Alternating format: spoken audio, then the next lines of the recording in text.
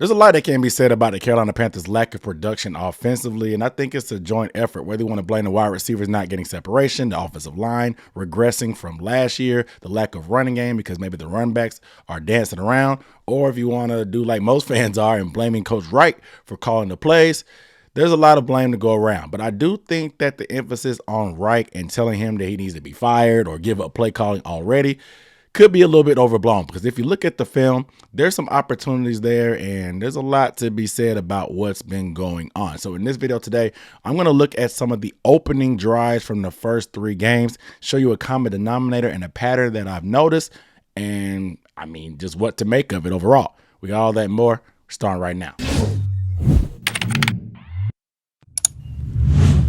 What up, dude? What's going on, everybody? It's Aaron Duncan here with the Necessary Bluntness Sports Talk recap and analysis of the Carolina Panthers is what I do on this channel. Film breakdowns like this, podcasts, live streams, news, and updates. So make sure you are subscribed with that bell icon so you don't miss anything, and also give the video a thumbs up. Really helps me out in the algorithm and shows that you are engaging with this content. But also, I got to get your thoughts. How do you feel about the offense overall starting out? Who do you think is the most to blame for the early season woes? Let me know how you feel down below in the comments. I think it's easy to point the finger at the play calling when things aren't going right, just because that's just what people do. You blame it at coaching when it's a sum of a bunch of parts. You blame it on coaching, and I understand that. And I personally do think that Thomas Brown could bring some things. I think that McVay does a good job of window dressing, using motion to create advantages, and I'm not really 100% sure that Frank Reich has those type of philosophies. It may be the same playbook, but how you motion to it and set it up and shift to it can create advantages. If you look at this chart that I have that shows pre-snap motion,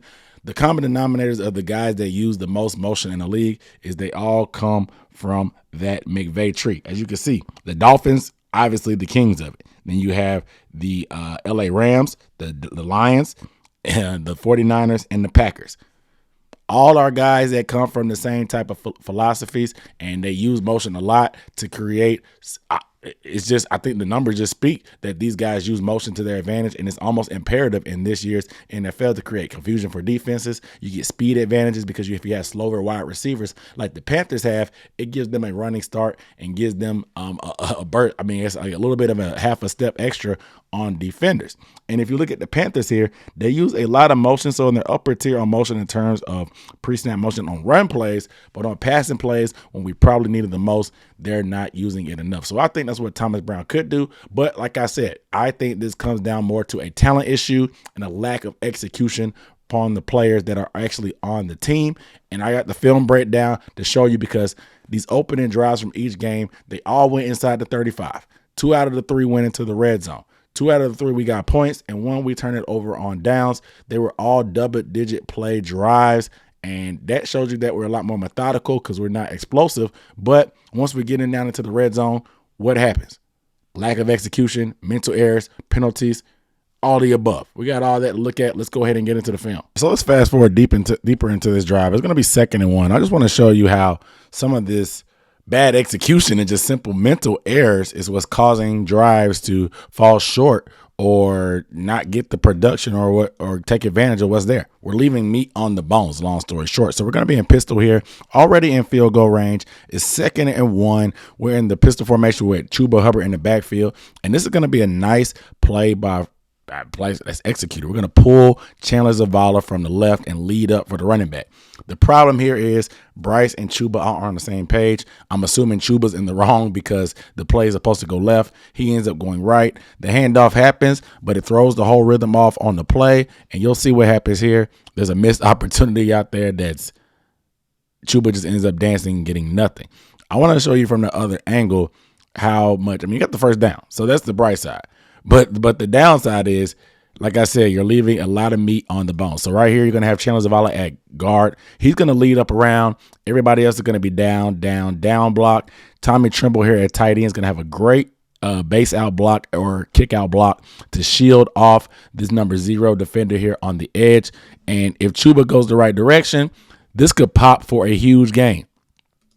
I'm going to stop it right here because it should be going right here, right now. Look at this hole already. You can already see how it's going to develop. Like I said, Chuba has a great block out here. You can see Zavala coming around right now, hitting that guy. Look at that hole. And then, yes, you can say, oh, Jesse Bates can come down. But look, who is this? Adam Thielen's coming to crack this safety right here. And now Chuba's one-on-one, if he hits it correctly, with number 33, this corner at the bottom of the screen. He can either bounce it outside or set him up outside and cut back. Regardless, it's a way more explosive play and downhill run, especially the way Chuba runs, that could have been taken advantage of. But the fact that Chuba goes the wrong direction, you leave me on the bones. Let's watch it from the other view. It looks even worse from here when you see it from the Panthers' point of view. Boom. And look, had he gone left, you see Jesse Bates in the hole, but Adam Thielen's coming. And Adam Thielen's going to make that block, and Chuba can hit it right up in there between Zavala and Tommy Tremble. You don't, so you miss out. All right, let's fast forward more into the drive. We're down inside the red zone. The 2nd and 5, we're going to alter and change to this full house backfield. LaVisca and Gio Ritchie as split backs with Miles Sanders in the pistol. We're going to have a lead zone to the left. And I'm not sure exactly why LaVisca kind of like just whiffed or refused to make this lead block, but it may not seem like much because we had a decent game, but you guys know what happened on this first drive. We turned it over on downs, and this is the series that we couldn't get the first down. And so getting an extra 1 or 2 yards can come back and cost you. We'll see how they alter into it. We'll break it down. LaVisca comes to the backfield. Now, LaVisca should be leading up here and getting number 55, this linebacker. And watch, I don't know why he just turns it down, but that's the most dangerous defender. Look, he's there right there. You're looking dead at him, making eye contact. I know he ducks inside, but all you got to do is wall off and get a piece of him. Miles will be able to drop his shoulder and get a few more yards. The 10-yard line is a goal. Now we're 2 yards short. I'm not sure why LaVisca didn't go for it. I know he's not a running back. They just use him there. But if that's what we're going to do, you're going to have to be willing to mix it up, get inside and mix it up with linebackers. That's just that's part of the job. And so you can see that hole opens up huge, and we run right through it. LaVisca just turned it down and went for the safety. And if you block the linebacker instead of the safety, Miles can drop his shoulder on that safety who's flat-footed and fall forward and probably get the first down. But you're leaving me on the bones. All right, it's 3rd and 1 now. The play before we turn it down, let's see what happened. This is kind of crazy. Now we have LaVisca in the backfield at running back. I have no issue with LaVisca getting handoffs and stuff like that. But on key crucial downs like this, where you need fundamentals of a running back, I want somebody else. I'm not going to lie. Because I understand we only need 1 yard. You want to just go and get it and scrape and claw for the 1 or 2 yards that we need. But it was there and you missed the read. Let's break it down. And so the play is inside zone. You're going to be reading the guy head up or outside to the guard. That would be number 93 here in this stance right here. If he goes inside, you bang it in the hole between Taylor Moton and Zavala. If he goes outside, you bend it back within Bradley Bozeman and Zavala. If everybody kind of crowds down in, your last resort is the bounce. Bang, bend, bounce is the rules. Let's see what 93 does.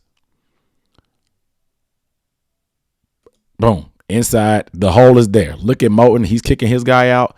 Zavala has him in here. It's a clear open space. The line to gain is only the 10-yard line right here. That's all we need.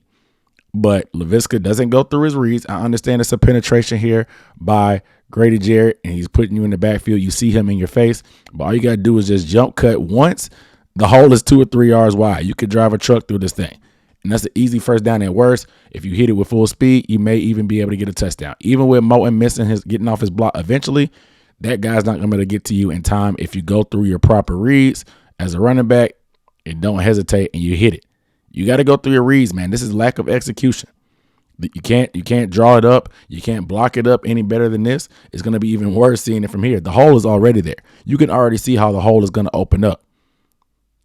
So, boom. Zavala does a good job getting that. He almost pancakes that guy. Great block by Zavala. And yes, Christensen gets blown off the ball, but the hole is still there. You have to trust your reads. He doesn't. The hole is still there. He doesn't trust his reads. Bradley Bozeman goes up to the second level, gets that guy. You may score. You may score if you go through your reads. He doesn't. And you guys know what happened after that. Chuba tried to get a carry, turnover on downs, all the momentum to the Falcons. If you get a touchdown or able to move the chains and get some points on this first drive, it makes a statement. We're not able to do that. It costs us. All right, so let's pick up on the opening drive for the Saints game, Monday Night Football, 2nd and 4 from just past midfield. We're already in opponent's territory. Like I said, we do a good job being methodical, but it's the little things and the simple mistakes that kind of throws things off. This time it's going to be a zone run to the offense's left to Miles Sanders. Cuts back, Not a really lot of room there, but we'll see from the tight view how this thing shaped out. So just like the last time we talked about zone, this is going to be outside zone. Whoever's head up or outside, Ike Ekwonu at left tackle is going to be the read. If it goes outside, you bang it, inside or outside, bend it, inside, bang it, or bounce, whatever ends up coming up. Bang, bang, bounce. See where 93 goes. Boom. So 93 gets passed off to Zavala. Zavala pushes him out.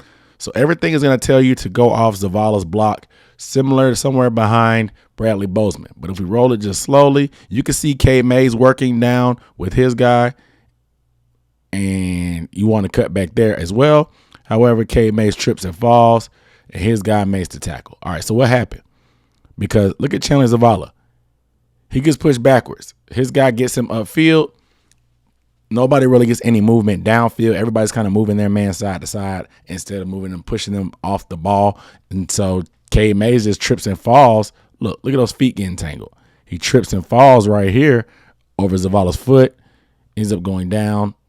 This is just a lack of execution of the offensive linemen being in unison with each other and getting the push off the ball. Getting blown off the ball is going to throw everything off. Penetration kills any kind of zone run.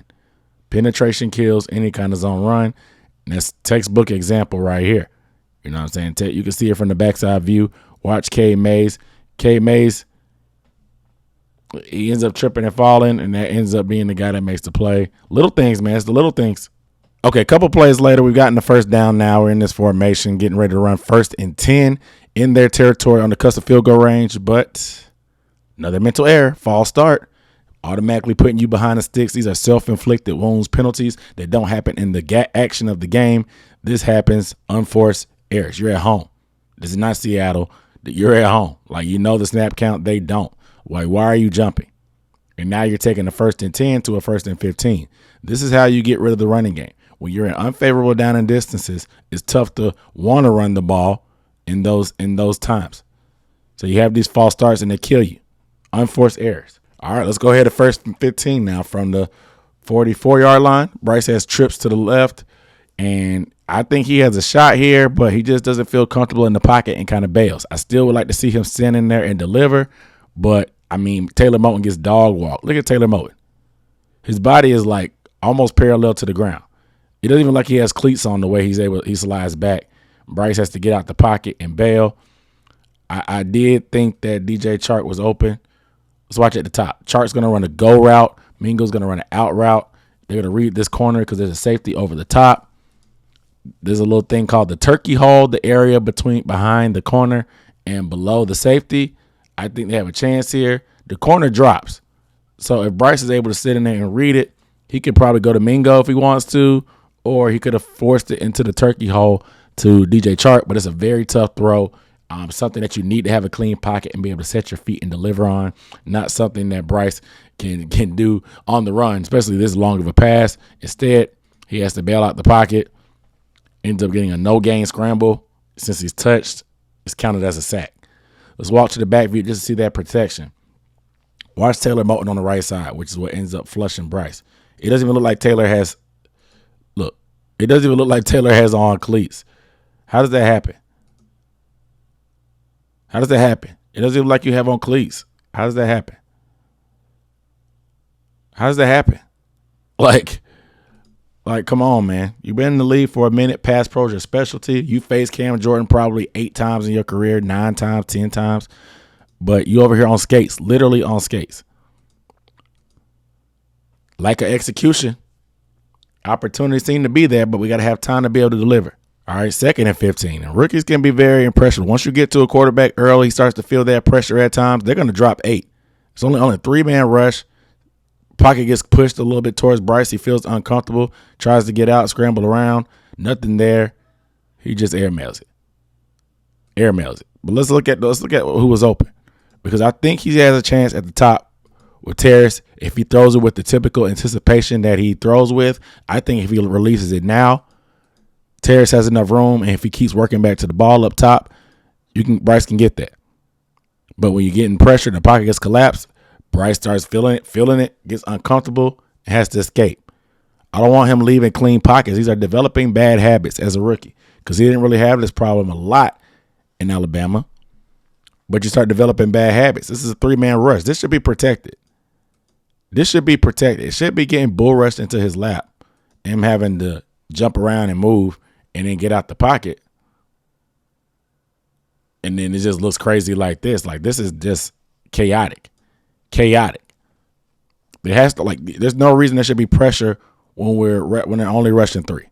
No reason to be pressure when they're only rushing 3. Unacceptable. Got to be better. All right, last play is going to be 3rd and 15. In this situation, you want to be careful. We just want to get enough to get in Eddie Piñeiro's field goal range. We're going to do nice little curls all across the board. Pick your matchup that you like. Got Thielen in the middle. Running back one more time. Good job getting 10 yards at least to get us a field goal range, but you have to feel like that penalty set us back behind the sticks and really threw off the drive. Instead of being able to run, we ended up, after that false start, ended up having to go with 3 straight passes.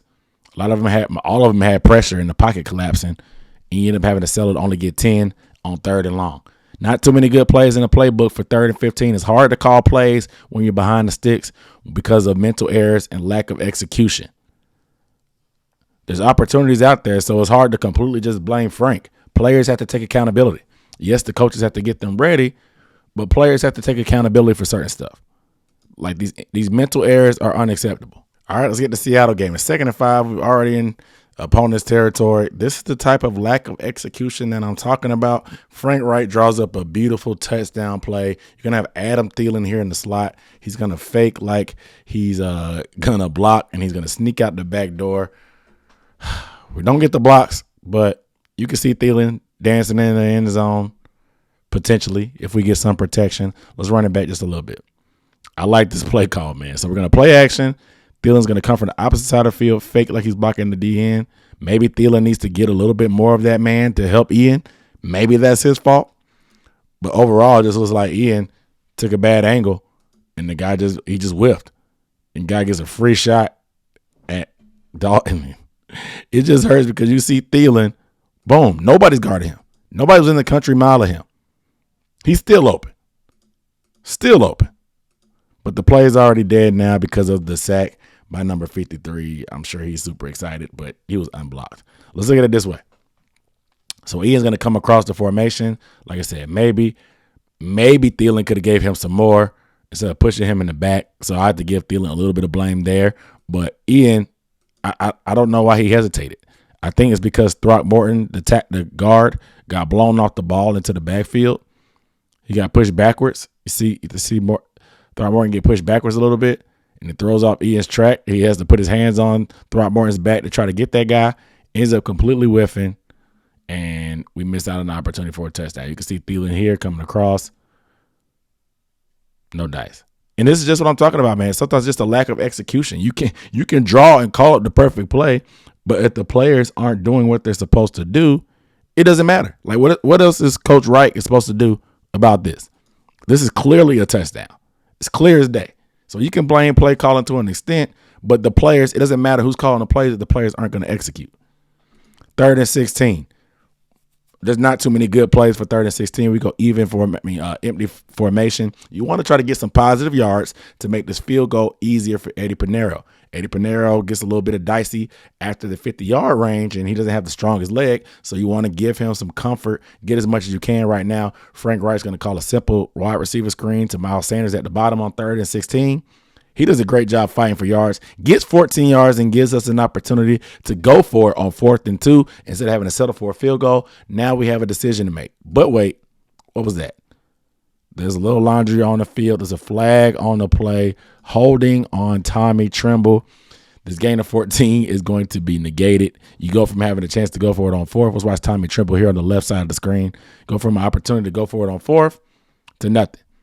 Like, you call a safe play to try to get some yards back. You almost mess around and get the first down and make it a tough decision, but you get a hold in by Tommy Tremble. I personally did not like this call, but nevertheless, it's still an unforced error. It's a mental mistake that you make when you're blocking this play. I don't think that's a good call. I just don't think it's a good call. You get 14, but it is what it is. Nevertheless, that's a drive killer. The drive was already killed by that previous sack. But you compound that with the penalty on top of that, and this here you are. So like I said, you can hold the play caller accountable. That's fine with me. I do think there's some better things he can do, but this is just execution. The players have to be accountable. They have to be accountable. But as you can see, like I said, a lot of it has to do with execution. Obviously, these early plays in that opening drive are the scripted plays. These are what's game plan in certain scenarios. However, when you get behind the sticks, you're not scripting for that. And it's almost impossible to call plays when you're behind the sticks. And it's almost impossible to call plays when the players aren't executing, offensive line's not blocking, the quarterback's not sitting in the pocket and delivering. It's the sum of all parts. So I'm not really just ready to blame Frank Reich immediately. I do think that Thomas Brown could probably bring a different dynamic, but I'm not here to just say fire Reich and he needs to stop calling plays. I think it's a little bit extreme early on, and especially looking at the all 22, you can see that the players need to take some accountability. Yes, it's up to the coaches to get these players ready, but some of these unforced mental errors for false starts, the holding calls that are pointless, and just not being on the same page and not doing your job to and missing blocks that miss the opportunities for touchdowns. These are game deciding decisions, especially when we're competitive early on and things end up giving away from us later. It can change the dynamic, especially for your defense, giving them a lead. Regardless, you guys let me know down below in the comments how you feel about the plays that I showed. And do you think that is more of a talent thing? Are you still on the Wright needs to give it up, Wright needs to get fired train, wherever that came from? But regardless, you guys let me know how you feel. I'm Aaron Duncan signing off. Make sure you are subscribed. I'll see you next time. Peace.